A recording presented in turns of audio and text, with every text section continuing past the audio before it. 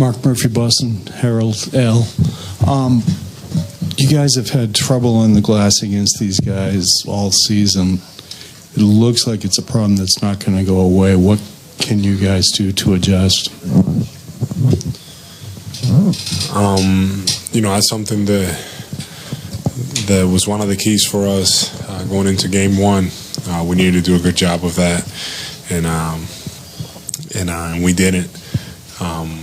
I'm very eager to go back and look at the game, see what kind of things we could do better. But we need to be able to. That's the key for us. We need to be able to hold them to one shot, and that's how they were able to stay in the game in the first half, and they made an impact that way. So it's happened to us the times before we've played them this year, but we need to figure it out. Is there something different you can do, or is it just more of the same? I just think that we got to be able to get those long rebounds. There's some that they're going to get. That's just the way it is. But some of the longer rebounds, the 50-50 balls, we need to come up with those. And like I said, I think that once I go back and look at the game, those are things that that I'll get a better sense. I'll be able to probably talk a little more about it tomorrow. Chris Gasper, Boston Globe. Al, obviously a disappointing night for you guys to lose a basketball game, but does it put it in perspective when you recognize the type of loss that Isaiah is dealing with? Yeah. I mean,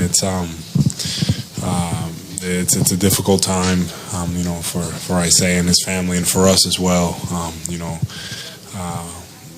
And we wanted to, come out and be able to win this game. But yeah, there are bigger things than just basketball, and for us is we not take anything for granted, and really pull through. At this time, I feel like this will make us stronger, and we're there to support Isaiah. Al, follow up on that. How, without making any excuses, how complicated was it to stay focused on the task? I mean, there were so many things going on at the same time. Did you feel like it was affecting you guys for 10, 12, 18 minutes to get locked in?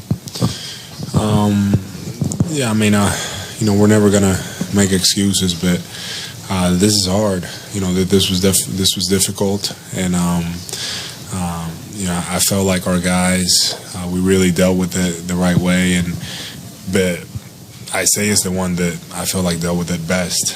We knew he was hurting.